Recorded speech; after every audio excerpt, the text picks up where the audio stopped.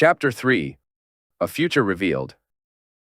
Ned tossed and turned for most of the night, sleep hard to find. He eventually gave up and got out of bed quietly so as not to wake Kat. He dressed and went to the one place where he always found peace, the God's Wood. As he knelt before the weirwood tree, he thought over what had happened, what he had agreed to. Was he breaking his promise, or as Jaime Lannister had accused him, had he already done so? How would his sister see it? Lia, have I failed your boy? His voice softly carried in the night. He sat there for hours, the cold not bothering him, so lost he was in his thoughts. Jaime offered Jon something he couldn't, or was that wouldn't. The feeling of shame at some of what he'd been accused of too hard to shake off. Had he protected Robert more than he had Jon? He knew Kat had never accepted the boy, and while she had never been physically abusive, she had made it clear what he was and that he was not the same as her children. My children, have I done the same? Have I treated him as my son? The simple answer was he hadn't, and the thought of it broke his heart. Ned resolved to do better. Jon would have a better life with Jaime away from Kat's disdain and from being reminded constantly that he was a bastard. He'd have a chance at a future, and if come the day the truth outed, then Ned would be there for him.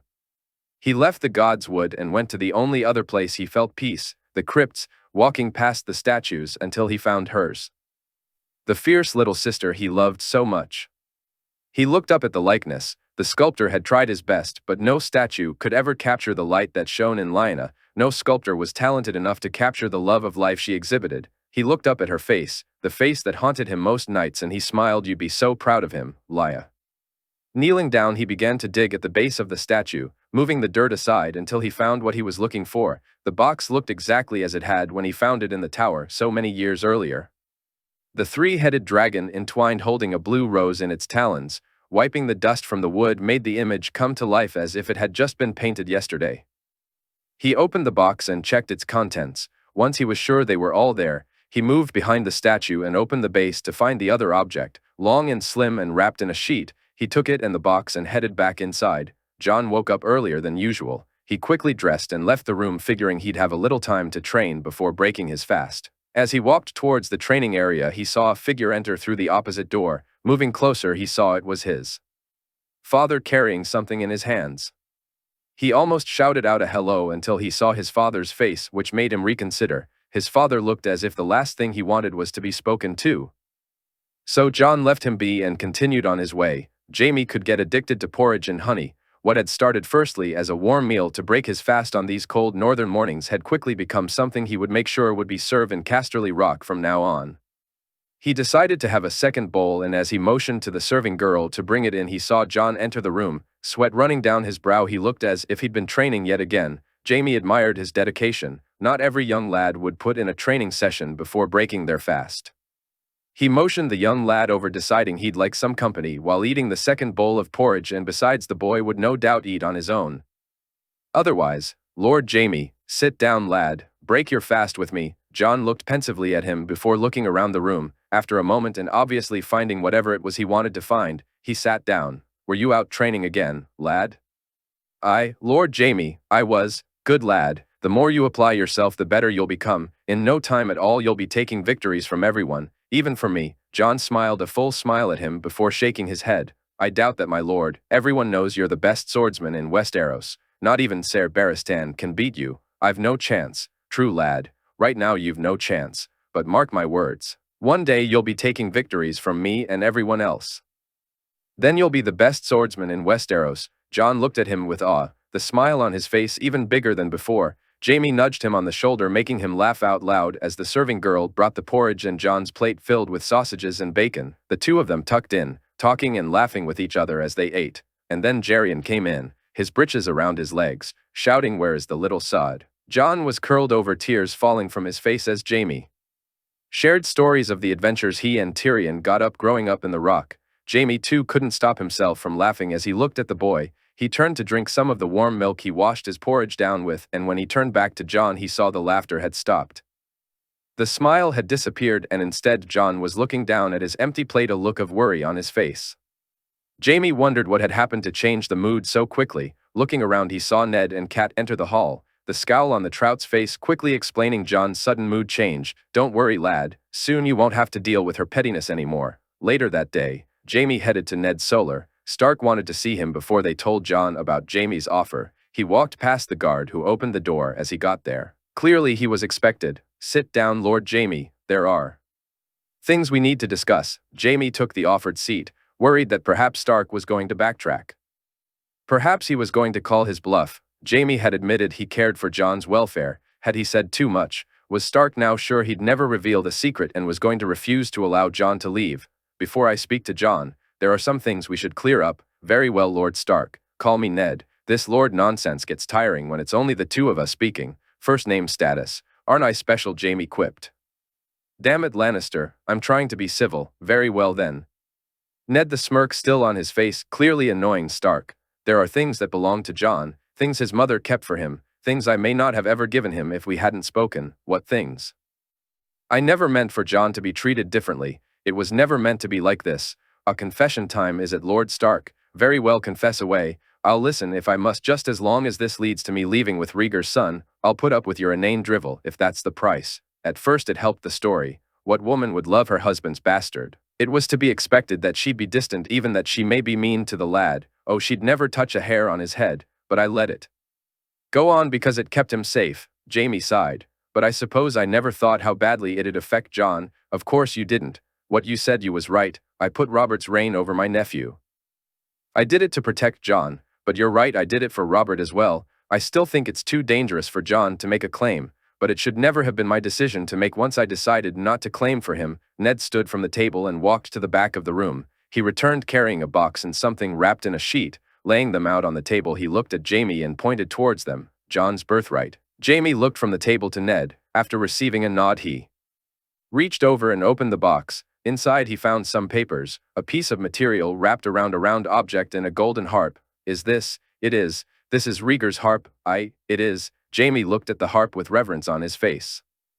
No one who knew Rhaegar could forget the times he played that harp. The sounds he was able to get from it were otherworldly. His hands shaking, he lifted it up, the strings still as tight as they ever were. He carefully put it back down and picked up the papers. A marriage certificate between Rhaegar and Lyanna, signed by the Septon and witnessed by Ser Arthur and Ser Oswell, as well as a notice of annulment between Rhaegar and Elia, signed by them both. There's also a letter from Elia to her brothers explaining her choice. Jaime was stunned. Stark had all the evidence which proved that the rebellion was built on a lie. If Robert ever found out, he'd lose his head, then Stark would lose his.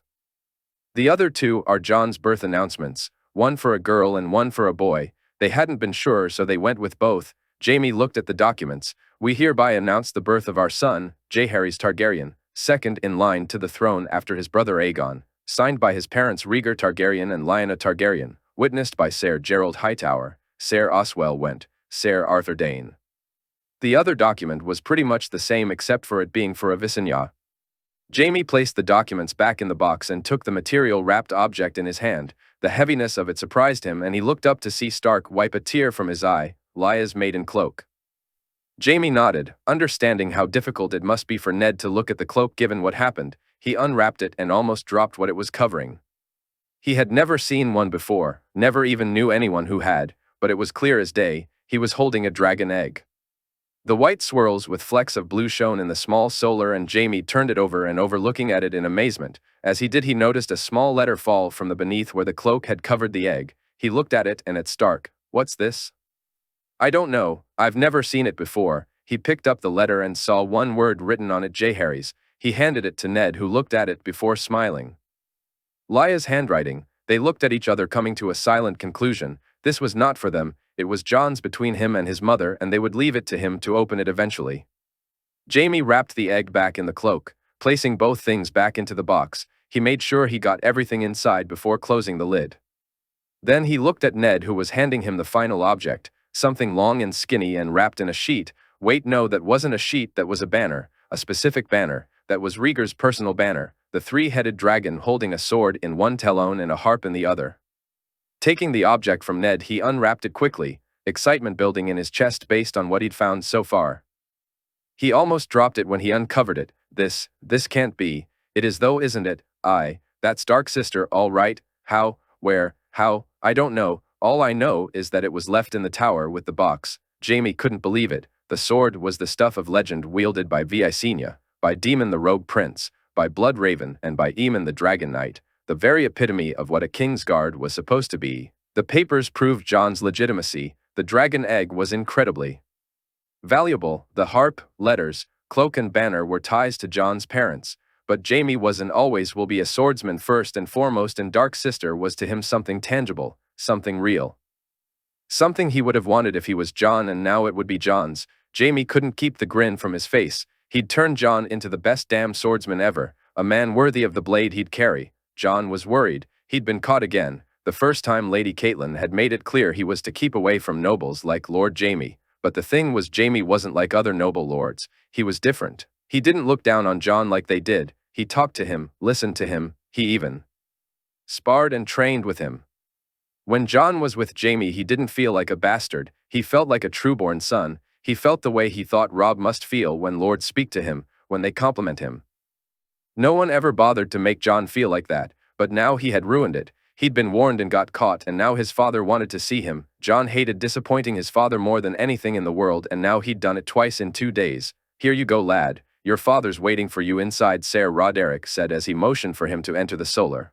Jon, good. Take a seat, lad." Jon looked around the solar nervously. Lady Catelyn sat beside his father, her face in what Jon thought was a permanent scowl. "Or no, that's not true. She smiles sometimes, just never at me." Jon fidgeted in his seat, the worry starting to rush over him. If Lady Catelyn was here, then it was serious. Whatever excuse Jon gave, she was sure to ignore or shout down. Jon was in trouble, and he knew it. "Sorry, F.A. Lord Stark, I'm sorry. I won't do it again." "Hush, lad, you're not in trouble." "Far from it." Jon looked at his father in confusion. If he wasn't in trouble, then why was he asked to come here? Why was Lady Catelyn here? "Jon, Lord Jaime has come to me with a proposal, an offer for your future. He wishes to take you on as a page and then as a squire. He wants you to earn your knighthood with him." Jon felt his heart swell. A knighthood? He had never imagined such a thing. He looked at his father's smiling face and then to Lady Catelyn's, whose expression had changed into one he knew all too well. Disgust. "Aye, lad, he says he sees great potential in you, that you have it in you to be a great swordsman one day." Lady Catelyn scoffed and his father shot her a reproving look. Jon couldn't believe what he heard. Him a great swordsman. Jaime had said it to him before, but he figured he was just being nice. But no, he said it to his father too and wanted him to be a knight, so it must be true, mustn't it?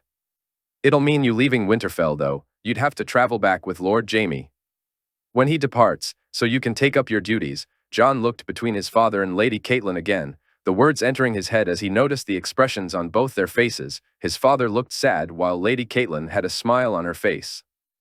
"That's it. That's how she's punishing me. She's forced father to make me leave, and he convinced Jaime to take pity on his bastard." Jon jumped up from the seat, tears running down his face, and ran to his room. Jon, what's wrong, lad?" But the words were missed to him as he ran towards his room. "Gone. They want me gone. What have I done? Why do they hate me?" He slammed the door shut behind him and fell onto the bed, his tears flowing freely. It took a few moments, but it felt like hours before Jon heard the knocking at his door. He knew it was his father, and as much as he wanted to keep his door shut, he knew he had no choice, so he wiped his face and got up to open the door. He was right, there was his father, a worried look on his face. "Lad, what's wrong? Talk to me. Why are you throwing me out, father? I don't want to go. I want to stay here. Please don't let them take me away." Ned looked at the tear-stricken face of his nephew. He could hear the sniffles in his voice as he spoke. Had he messed even this up? Could he do nothing right? "Jon, I'm not and will never throw you out. You hear me? Winterfell is your home. It's yours for as long as you want it to be. You mean it?" "Aye, lad, of course I mean it." Jon threw his arms around his father, and for the first time almost since he was born, Ned hugged his nephew. He felt him relax against him and felt the sniffling begin to subside, so he decided now was the time to speak to him like he should have in the first place.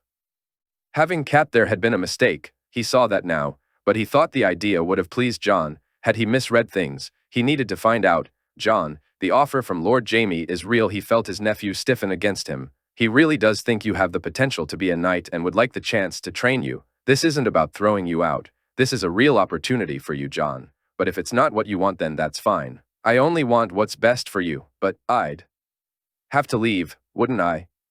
"Aye, you would, lad, but it wouldn't have to be gone forever. You could come back and visit, and when you're a knight you could come back for good if you want. It's up to you, lad."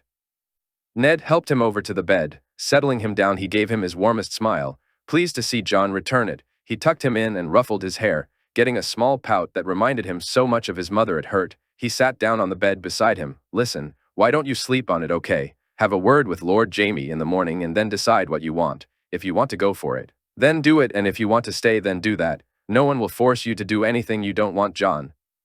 I promise you. Ned shuddered softly as the words left his lips. Hopefully he could keep this promise better than the last one. Jon nodded and shut his eyes, the events clearly taking a toll on him. So Ned got up and walked to the door. Looking back, he could see his nephew was already fast asleep. Jon woke up feeling much better. He didn't have to leave if he didn't want to, but did he want to? That was something he wasn't sure about. To become a knight, have a future, he dreamed of those things. To be away from Winterfell, from Robb, Sansa, little Arya and his father, that was the stuff of nightmares. But Winterfell also meant Lady Catelyn. She hated him, she would always hate him, and while his father said he didn't have to leave, she made it hard to want to stay. He needed to talk to Lord Jaime. He needed to know that he wasn't being offered this chance because of pity. If he really did believe in him, then perhaps leaving wasn't so scary. Jaime was nowhere to be found. Had he left already? Did he miss his chance? What would he do if he had left? Jon felt as if he'd messed up completely. If he'd just said yes when his father told him he could have left with him. Instead, he let himself cry like a baby. He was about to do so again. He could feel the tears welling in his eyes. So there you are. He turned around to see Lord Jaime staring at him intently. Relief filled his heart when he realized he had another chance to take his offer, but the little voice in his head reminded him that it may be because he pitied him. You okay, lad? Father told me that you am. He told you about my offer to have you be my page, did he? Yeah, he said you thought I could be a knight, not just any knight, lad, a true knight, like Sir Arthur Dane or even the Dragon Knight. Jon was stunned. Sir Arthur Dane, the Sword of the Morning, even the Dragon Knight, these weren't just knights, these were legends. Sir Arthur was the greatest swordsman that ever lived, and Aemon was the noblest knight ever. But I'm a bastard. Is your heart less pure than a trueborn son, Jon? Is your skill lesser because of your name? You think I have skill? Everything I've said to you since I've been here, Jon, has been true, so listen to me now. I've never seen anyone as skilled as you are at your age. Even those who have years on you are less skilled than you.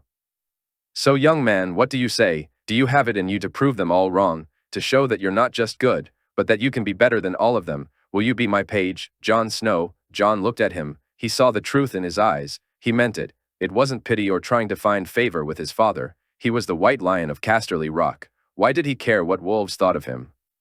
He wanted to train Jon because he saw something in him, something he wanted to polish and hone, something he saw in no one else. For the first time, Jon felt a sense of pride overwhelm him. My lord, it'd be an honor. Of course it would, Jaime replied before the two started laughing.